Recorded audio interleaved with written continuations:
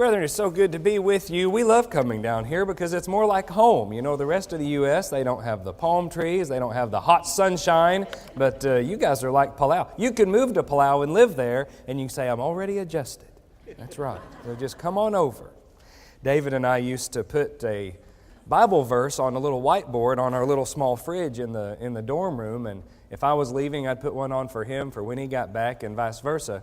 And we quit so we could name the book and name the verse. So you find the reference. And so we just put the verse on there, and then the other one was supposed to find the reference in the Bible, supposedly by knowing. And he beat me so many times that we quit doing it. It got old fast, okay? So he's a good man. We're very glad to have our good friend, be able to be with our good friends. In some ways, we see the world through our television sets. We see other cultures, foreign places, people of all different kinds, foods of different kinds. You see the news in Mongolia or who won the election in Timbuktu. And so this morning, I'd like to take you over to Palau and to Chuuk in the South Pacific through a television set. In Palau and Chuuk, there's cable TV, but it's the old kind. We don't have the automatic menu at the bottom where you can see what's on other channels. You just have to flip through and see what's playing. And so that's what we're going to do this morning. We're going to flip through and learn about the Lord's work over in these faraway places. So here we are zooming in on Palau, on the main area of Koror. This is where 90% of the population of Palau resides, and then zooming in on what it is. So we're searching this morning for something to watch on television. I wonder if there's a parallel between that and searching for fulfillment that people do in the world today. Well, let's see what we can find. Some commercials, we'll flip on, pass through that. I wonder if there's any parallel to commercials, any spiritual application of those. We'll see. Oh, here's a TV channel. This is interesting. It's about us. Who wouldn't want to watch that, right? We've been in the islands for 11 years now, 5 in Saipan and 6 in Palau. It's home. We've become accustomed to life there, even though the internet speed is about what it was here in the U.S. 20 years ago. We've learned the culture, we've adapted to the culture, and it's good. We want to become all things to all men so that we can save some. But it's strange, brethren, because we're more at home there in that culture than we are here. And that's a weird feeling. I feel it, my wife feels it, my children feel it, but we have no plans to return to the U.S. Lord willing, we're there to stay, and that's a good thing. That's a good thing. Let's see what else is on television this morning. Some commercials. I tell you, I don't really like to watch fishing on TV. Do you like to do that? Not for me so much. It just doesn't move fast enough. Here's another channel, the Palau Church of Christ channel. It has grown since we were with you last. We had, well, here you see Noah picking up the trash. He does that every Sunday morning. It's kind of a thorough way through there, and people walk through there and just scatter trash very readily. So Noah picks up trash every Sunday morning, and Nina does the Lord's Supper, so it's a family effort. We had one divisive brother, though, who had left the church and kindly started his own group, and he eventually passed away, and we were able to work with this brother, R.C., and bring him on into the Palau Church of Christ. R.C. lives way up north in Imalik State on Babaldob Island. There are 4 islands in Palau, and Babaldob is the northernmost and largely uninhabited. Well, R.C. works at a power plant up there. Took an hour and a half to pick him up on Sunday mornings and then an hour and a half in the afternoon to take him home. But it gave us good time to visit. That's R.C., very faithful member of the Church of Christ in Palau. When I was with you last, I reported to you that Mino and Cheryl had left the church. I'm happy to say they've come back. You know, we really want to work with those straying sheep and bring them back. So Mino and Cheryl have come back to the church, and we're just ecstatic about that. Another family there in the church in Palau. Let me tell you about Marissa. She's a sister who was baptized in Palau, a Filipino girl. She was baptized in Palau several years ago and then went back to the Philippines. Well, she has come back to Palau, having a job there, and she had an interesting situation with her job. There are robberies in Palau. Not a lot of crime. Most of the crime is like domestic violence, but there are occasional robberies. And so Marissa works the late shift at a convenience store and the only one there at night. Well, after one of the convenience stores was robbed, they would do that with machetes because guns are few and far between in Palau. They're illegal. So the convenience store near her was robbed, and she told her boss, I'm not comfortable being here alone. They're going to come in here and rob this place, and what'll I do? And he didn't give her a very good answer. He really put the money in front of Marissa. And he said, well, if they come in, lock the cash drawer, throw the key, and then run. Yeah. And I said, Marissa, don't do that, because they're going to take their anger out on you. And if they come in, give them what they want and then get out of there. Well, Marissa quit that job, and she has been looking for another. We've been helping her look for another. But Marissa brought to us Nimpa seated there with her. And Nimpa is another Filipino lady, and we've been able to have several Bible studies with her and look forward to continuing them when we get back to Palau. We're hopeful that Nimpa will be baptized and become a sister in Christ. We believe she will. Another thing that we do in Palau is watch the newspapers for leads on Bible studies. I had a neighbor. There was a business close to our house, next door to our house, and a girl got hurt there. And it was my neighbor across the street that helped her out of a situation. And so I saw this in the paper, and I went to him and I said, hey, take me to this family. And so he did, and we were able to go and visit with them. And that's something also that we hope will turn into Bible studies. But watching the two newspapers in Palau is something that we do. There are only two, Island Times and Tia Palau. And for that country with a population of 24,000 people, these are the two newspapers. Well, let's see what else is on TV this morning. There's the TV Guide channel, Weather channel. You like to watch the Weather channel? Here's the Chinese channel. The Chinese have come into Palau recently. A visa requirement has lifted off of them, and they have come into Palau in droves and really purchased up a lot of land and businesses and houses. We had one to attend services and had several Bible studies with him, but the language barrier kept us from being able to be successful with that. It's one of those situations where you talk for a few minutes and then say, do you understand? And he'd say, uh-huh, and he did not understand what you were asking. You're just saying, uh-huh, right? So what we did was get on World Video Bible School's website and get some Chinese Bible studies for him and put them on a disc for him and give to him. But we're hopeful that we can be more successful with a Chinese community that is growing there in Palau. Some people like to watch ice skating on TV or archery. What about this? This is the radio channel. This is a radio station in Palau. And one of the unique things about Palau is that it's required and necessary to be involved in the community. With that small island country, the people depend on one another. You may remember in our newsletters that we had a severe drought in Palau. Well, that's a problem because we don't have neighboring counties that we can call on for water. Here in the U.S., you can always get to water somewhere through the connected system. L.A. gets its water from Colorado. Did you know that? And so we don't have a neighboring county. When the water table goes low in Palau, we're just out of water. And that's what happened this year. And we were down to rationing of water down to 2 hours per day. So think about everything in your home that requires water, the bathrooms, taking showers, washing clothes, washing dishes, and then drinking water. And so down to 2 hours per day to get all of that done, it was a tough time. So it's things like that that require the Palauan community to be close and to pull together. Well, being involved in the community has helped open some doors for us. The owner of that radio station came to me, and he liked what we were doing in the community and with the TV channel I'll tell you about in a few minutes. And he said, Joe, if you want to put some lessons on the air, we'll be happy to run those for you for free. And we said, yes, absolutely, we'd love to do that. And so we've come up with some Palau legends and the legendary Bible. I'd like to share one with you and let you know what it is that we're putting on the radio there in Palau. Now, in Palau, they have storyboards where they carve a Palauan legend onto the board so that it will last a very long time. These are oral stories and traditions that they've passed on down through the years. There are a great many of them. The people don't really believe them. They are like folklore, like Paul Bunyan or the Lone Ranger here. But brethren, still they are a thing that the Palauans love and respect, and we have made radio lessons based on them. So here we go with one of them. Bacau and Bengal, Palau Legends and the Legendary Bible. In the Palau legend of Palau and Bengal, the warriors of Narralumangui raided the nearby village of Narralong. There was one man they wanted to capture more than any other.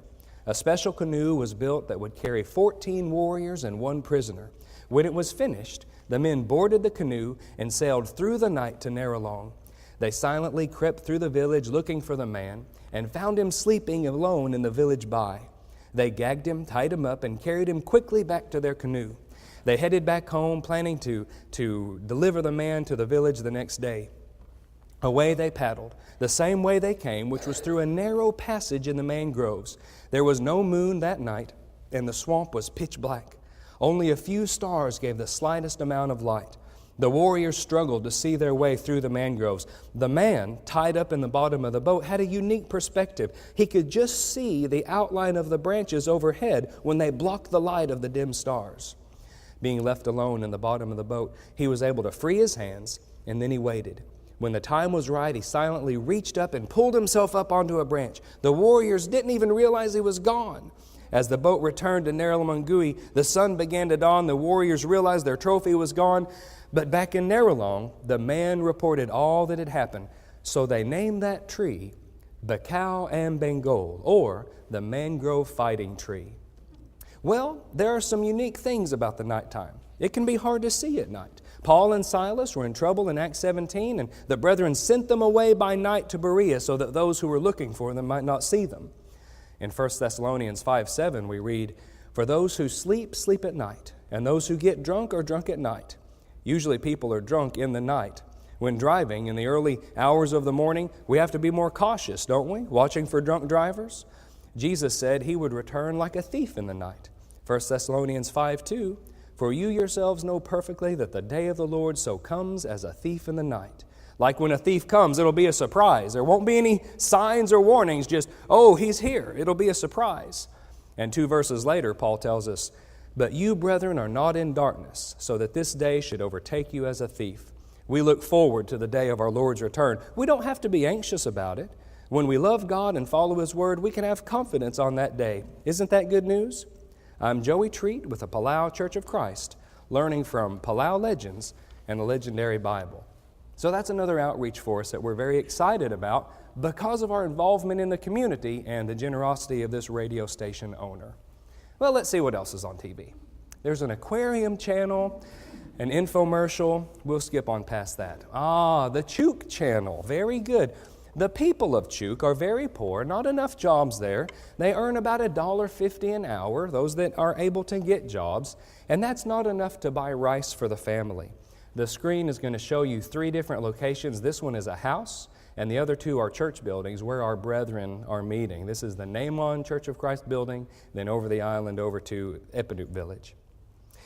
The brethren have hearts of gold. I camp when I'm in Chuuk, and I'm in a screened-in pavilion when I'm there. This is Urson.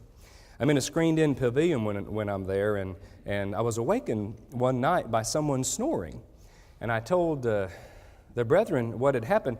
There was a drunk. The drunks walk the road, which is not far from the pavilion, and one of them had come up and fallen asleep under the eave of the screened-in pavilion where I sleep. And so it was him, and then the little thin concrete wall and screen, and then my tent and me. So he woke me up snoring just about 2 feet away from me, you see. Yeah. So I told the brethren that the next day in an illustration in the Bible study. I'm going to use something like that. Don't go drinking. Don't go get drunk. You don't know where you're going to sleep on the dirt outside some strange building somewhere if you go doing things like that. And so that night, Urson came down the hill with a chair and a brother and sat right outside the building where I'm sleeping. And I said, "Urson, what are you doing?" He said, "I'm going to stand watch for the drunks." And yeah. I said, "Urson, you don't have to do that. Really, it's okay." So he said, okay. He picked up his chair, moved about 30 feet away, and sat it back down and continued watching. I said, "Urson, you really don't have to do that." It was Anthony, this man that you see right here on the screen. It was Anthony who was the drunk that slept outside the building. He's a brother in Christ who is struggling with alcoholism. He had talked to me later that day and saying, "Joey, help me with this thing. I'm not standing up to the temptation very well." And so we talked about how I could help him. And so just a unique situation. We had a brother with a brother, protecting a brother from a brother. Yes. So they have hearts of gold, hearts of gold. Let's see what else is on TV. Oh, here we have the grape powder. It says mulberry extract, but it's grape powder, and we get this out of China. They don't sell grape juice in Chuuk. There's grape drink, but you know that's not 100% grape juice. And so we have difficulty getting the Lord's Supper elements there in Chuuk. They can boil raisins, which is what they've done a great many times. We have picked the raisins out of a cereal box in order to have enough to make the Lord's Supper before. And they have this grape powder in China, and we can get that, and it's just like freeze-dried coffee. It's actually the grape juice, it's freeze-dried, it's the crushed powdered grapes, and we mix that with water, and we have 100% grape juice. And so that is one solution that we have to that challenge. We had a campaign last summer in Chuuk and had 7 baptisms. We're very thankful about that. And always a great encouraging time when we have brethren like yourself come out and help us in the work there in Chuuk. The first house that you saw on the zooming in and out of Chuuk there, that's Miari, and we had a loss of a brother's life up there this year. He had gone fishing and drowned in doing so. Now that sounds very strange to you, I know, but fishing in Chuuk means that they're spear fishing, and so they're in the water with a spear gun. And brethren, that ocean water, if you've ever been swimming in the ocean around coral, it is incredible how strong the currents can get. I was swimming in a river one time, and the water and the rocks below in such a way made a tunnel, and it just pulled me down and pulled me through the rock area and then spat me out on the other side. Nothing I could have done to have stopped that current from grabbing me. Well, that's the way it is in those ocean currents when there are a lot of corals around. It's very dangerous, and if you can watch them sometimes when the water is coming in, then you would understand how this could have happened. You just can't outswim it. You have to be smart enough to not get into it and kindly predict what's going to happen with that water before going. Well, such a sad loss, because Frog was our strongest leader. This is Frog, our strongest leader there in the church in Miari, and the loss of him is just really more than I can, at the time, more than I could fathom. His wife followed a tradition in Chuuk. The Chuukese in general, believe that they're following the Old Testament, or believe that they should, and we have taught so many times that we're not under the old law, and even with the brethren we have to teach it several times. Well, they have the custom that they've inherited from the old law that when a man dies, the wife will go and marry his brother. And you know that is exactly what she did. She went out to that remote island, Frog's home island, where his brother was, and married his brother, and that's the story of Pia. What it has done for us up there in Miari is forced us to double our efforts on outreach so that we can get more leadership in the church up there and it can continue. And so that's one benefit that's come from it. But I do miss my good friend Frog, and will for a long time miss his presence up there. Let's see what else is on television. That was the Chuuk channel. We've got the shopping network of some kind, a fireplace channel.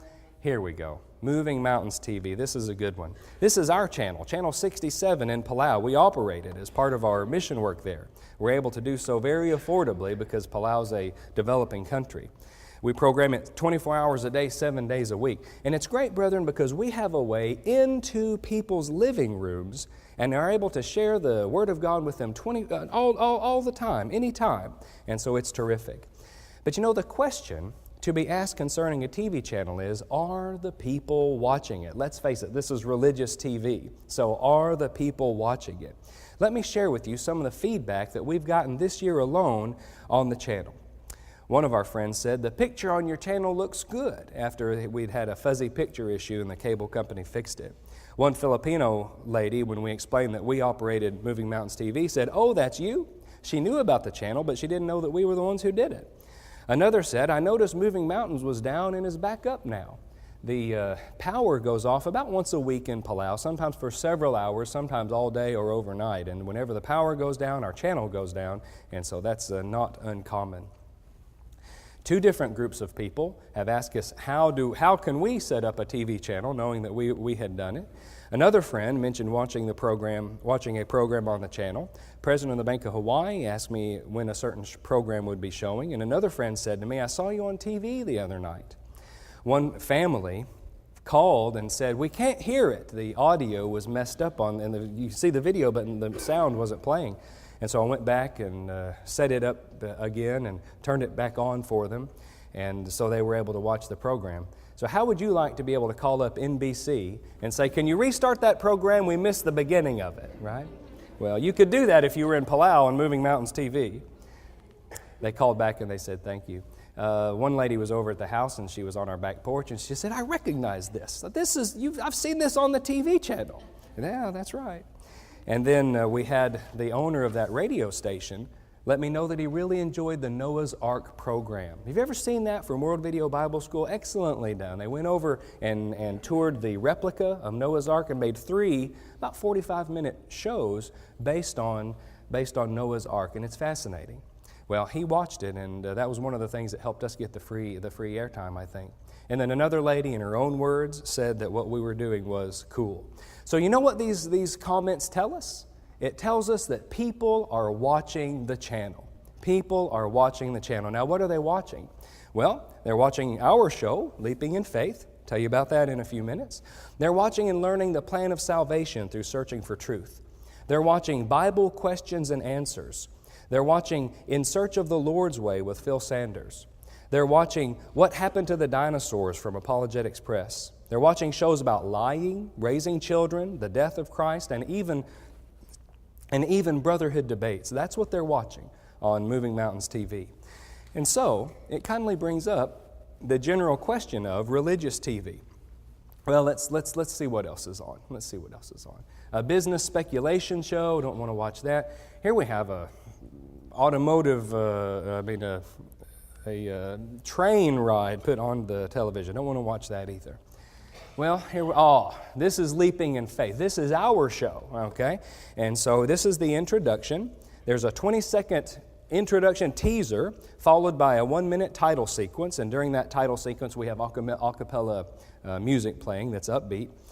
Well, brethren, I'm sure it'll come as no shock to you for me to say that people in the world consider religious TV some of the more boring TV that's out there. Now, I'm not talking about members of the church. We would enjoy it more, right? But for those who are out in the world, religious TV ranks pretty far down the list. Well, let's do a quick survey of boring TV, and there's a reason for doing this, so if you'll bear with me. My children laugh every time they see the toast leaping. Yeah. All right. So let's look at boring TV. Now, the truth is, I've already snuck this into the presentation in the shows that we've looked at. Boring TV. Well, the Weather Channel. Shopping TV, this is my top 10, okay? Business speculation shows, and then bowling, and infomercial, not something that I really want to watch. Ice skating, your top 10 may be a little bit different from mine, but maybe some overlapping. I don't like car racing. Maybe you do. We're not too far from Daytona. And then archery, an archery show. Another one that's popular for some people is that fishing program. And then I've got a new one for you. This is Norwegian Slow TV. This is a real channel in Norway. And what they do is set the camera up in the cab of the locomotive and record a 9-hour train ride. And they play that on the channel. Yes, they do. So everyone's going to go home and search for this. After the 9-hour train ride, you can look at a 3-hour aquarium program, followed by a 3-hour fireplace show. So that's Norwegian Slow TV, and that ranks number 1 in my top 10 list of boring TV shows. Now, why are we looking at this? The reason that I share this with you is because for people in the world, religious TV ranks somewhere on this list. Oh, brethren, that's what we're doing. We're making religious TV. Hi, I'm Joey Treat. I'm in boring TV, And so what are we going to do in order to help people outside the church watch Leaping in Faith? Our audience consists of those who are outside the church. Here in the U.S., our Bible programs are sometimes targeted to those who are in the church, but not for us in Palau. The church in Palau is less than 30 members, and so our audience is those outside the church. We've got to figure a way to help them to be able to watch the program. So what have we done? Before answering that, let me ask this question. What are the most important elements of a TV program? Number one, brethren, it's got to teach the truth. There's really nothing more important. It's got to teach the truth. And then secondly, it's got to teach the truth in love. People who get on radio or TV and are combative, I really disagree with that method of trying to win someone over to Christ. We're making a statement that come and be like me. Come and be like me. Come and take part of this the wonderful thing that God has given us. And so why are we going to do that in a combative kind of way? We want to speak the truth in love. But then the third most important element of any TV show throughout history, anywhere, anytime, is this. And that is that the host must be genuine. He must let his personality come through. One thing in TV that's unforgivable is if the person is not genuine. Think about those very, very loud radio personalities that we've all known. Why does it work with them? Well, they are combative, and that helps people to listen, but also they're genuine. That's really who they are, and if it was otherwise, people would know and turn it off. So, that being the case, what have we done to make the religious show more interesting? First, let the personality of the host come through. Well, that's a good thing to do. The second thing is to keep it moving. Keep it moving. Have you ever noticed how the TV scene is always changing? When you watch TV this afternoon or tonight, if you do, then pay attention to how often there's a camera change or a scene change. And on popular television, it will be about once per second. Wow. Well, that's how they did. That keeps our attention, But many of our Bible programs in the church, we have the preacher sitting there with a fake plan in the Bible bookcase for 20 minutes, talking straight to the camera. It's hard for people to watch that one, right? And so we have changed it where there's a scene change taking place regularly, at least every 3 minutes, and usually not that long. We have a 20-second teaser, a 1-minute title sequence, and then 3 minutes of teaching. During that 3 minutes of teaching, there's 2 cameras, so at least there's some camera change going on that way. And then we do something that's unique where I talk to myself. Now, you may think that I do that alone in front of the mirror, and I do, but I do it on the television set. So here we have the regular shot that you see most of the time on the program, and then the guy in the bottom right corner, yeah, I know. This creates a lot of funny situations. The guy in the bottom right corner is representing something that is a common worldly viewpoint, but that is wrong.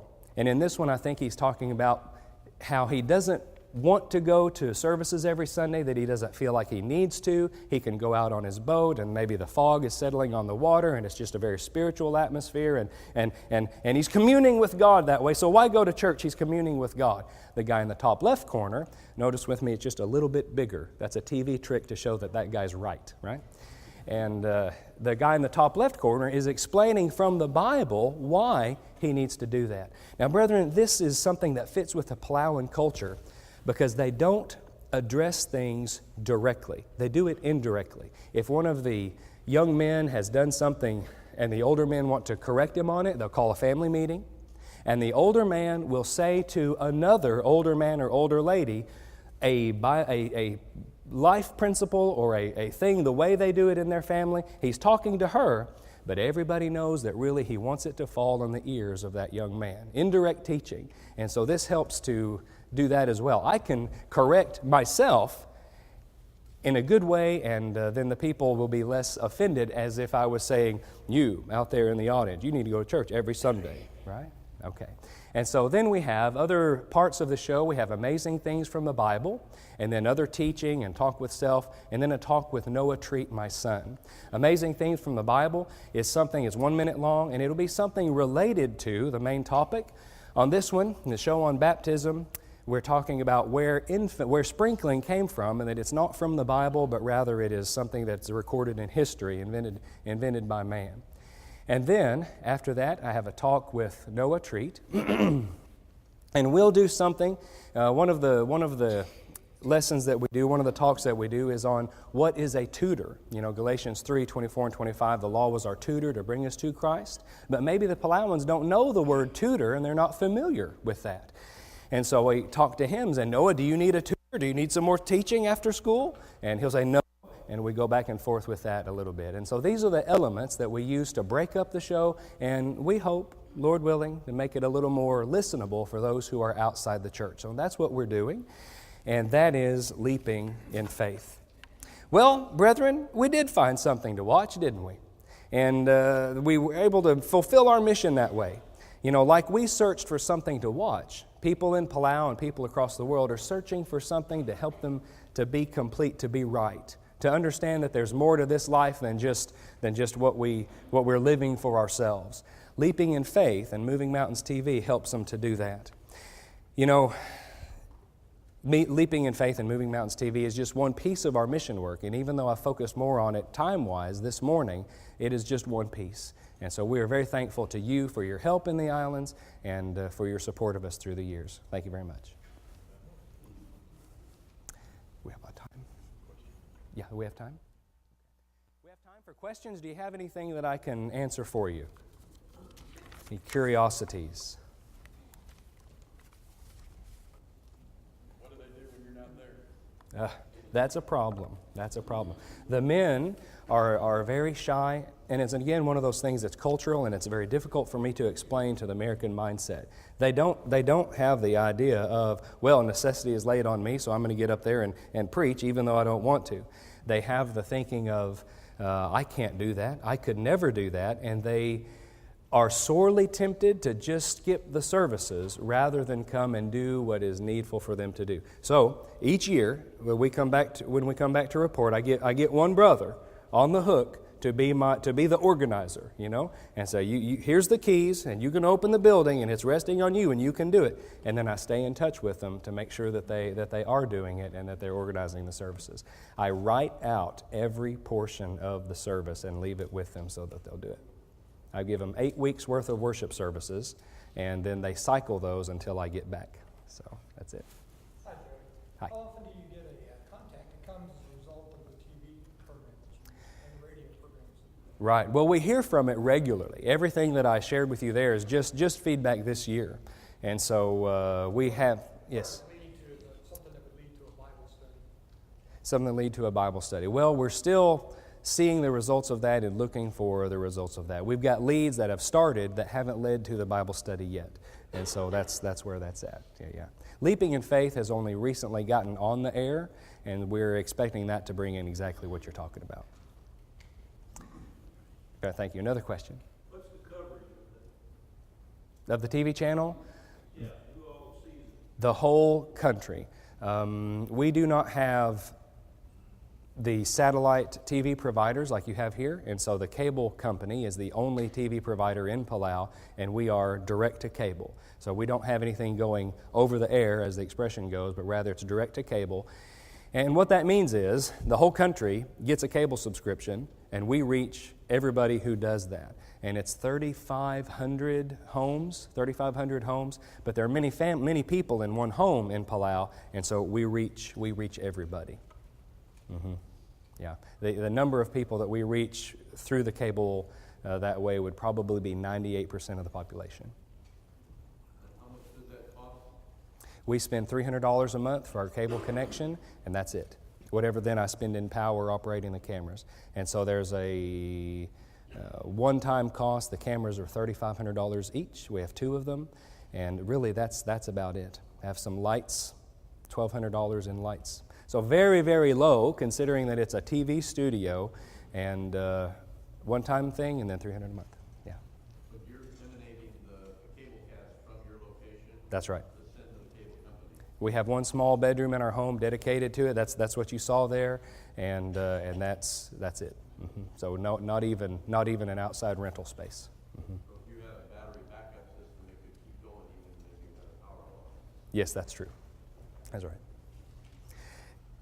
That's true. Let me just comment on that, why we haven't done that. When the power goes down, their television sets go down as well, you know. And so sometimes it's countrywide, sometimes it's regional they're for the 4 islands, and sometimes it's per island and small sections, but sometimes it's island-wide. Yeah. Okay? What other religious organizations are?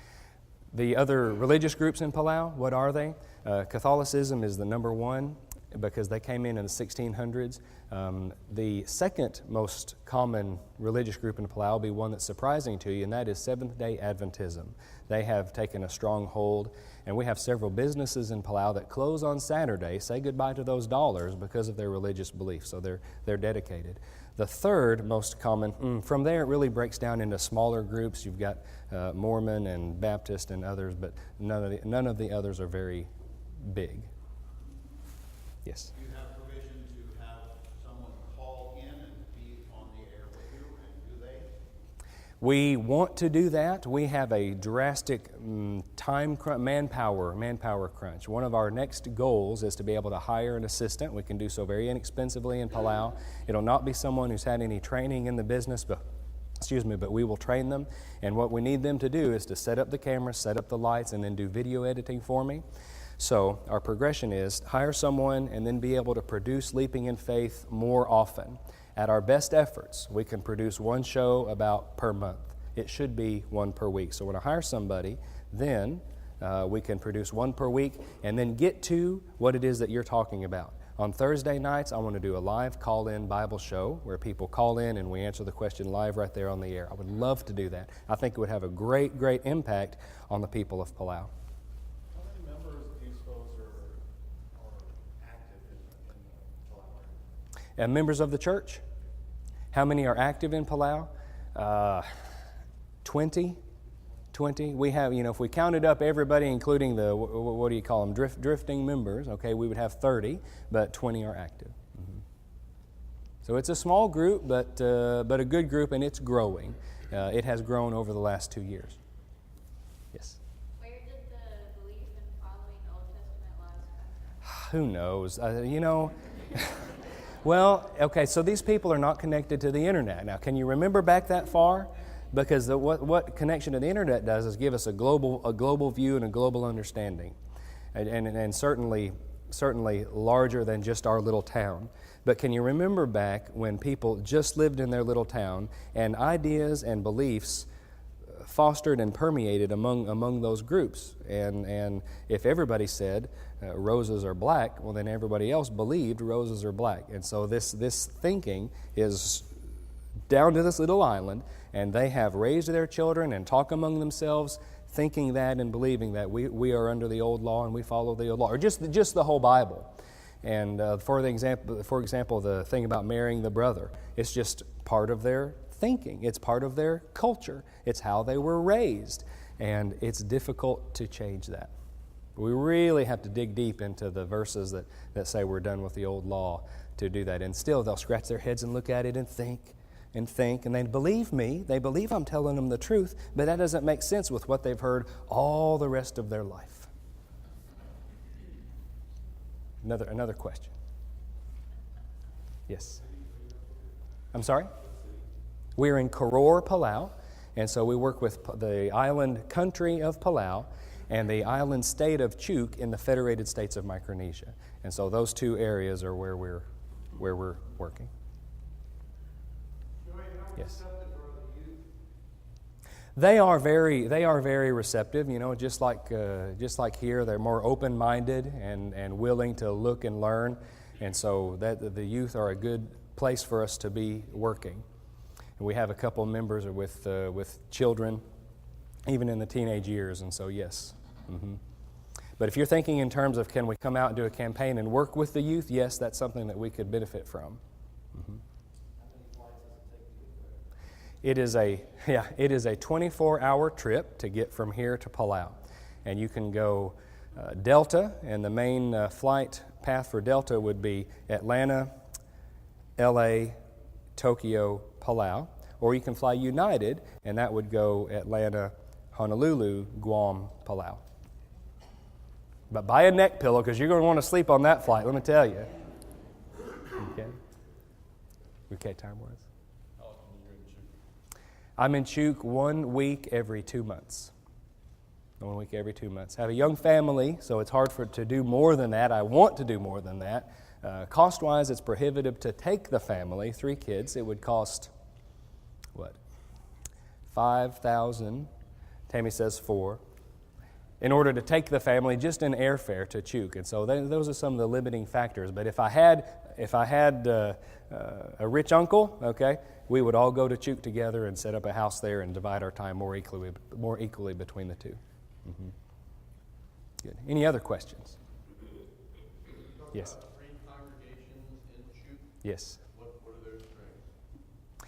Well, the one in Miari is very small, and especially after the loss of Frog, and we have some inroads there with the family members there's one family that's left there, and a lot of members of that family, and so now we're having Bible studies with that family. In Naaman, we have about 20 members, but they're challenged because part of their thinking and their culture is that they can't walk. So and they don't have cars, and so if they live half a mile away from the church building, they have it in their mind that they can't walk and go to worship on Sunday morning. And yes. And so even though there are members, and to tell you the truth, we probably have 40 members of the church there in Naaman, but only 20 are assembling on Sunday morning. And so we teach them, walk for the Lord. This is what your Lord did for you, so you come and walk for Him on Sunday morning, that half mile or whatever it be, and come to worship. And then the other congregation in Epanoot Village has really just restarted again, and that was with the campaign that we had last summer in the 2015. And we had 3 men and 3 ladies in the church there in Epanoot, and all 3 men of that congregation have left. And so now and then one of the ladies is not being very faithful. So we have 2 ladies there, but let me tell you, I wish to anything that the rest of the Chuukies were as faithful and diligent as those 2 ladies that we have there in Epanoot. When I go there, they have their Lord's Supper things all set out. They have their little record book where they've been recording the contribution. They ask me, Joey, can we do this with a contribution? Can we do this with it? And they are just very, very attentive to trying to do it the right way, trying to do it the Lord's way, and very dedicated in doing it. And so we have small groups, but that's where it starts. That's where it starts, and that's what we have to work with. Yeah. Is that being against walking? Does that go back to the Sabbath, or how do they? No, it goes back to laziness. That's what it goes back to. So that's the truth of it, and they are a people who have not been working. There's not enough jobs. And so what they have trained themselves to do is not much. And there'll be 1 or 2 members of a family of 14 who go out and get the food, and that's usually whatever they have growing, free food, taro tapioca, and then breadfruit out of the tree. 1 or 2 members will go and feed the rest of the family, and we just have to teach them to be diligent and to be hard workers like the Bible says. Okay. Thank you for your good questions this morning.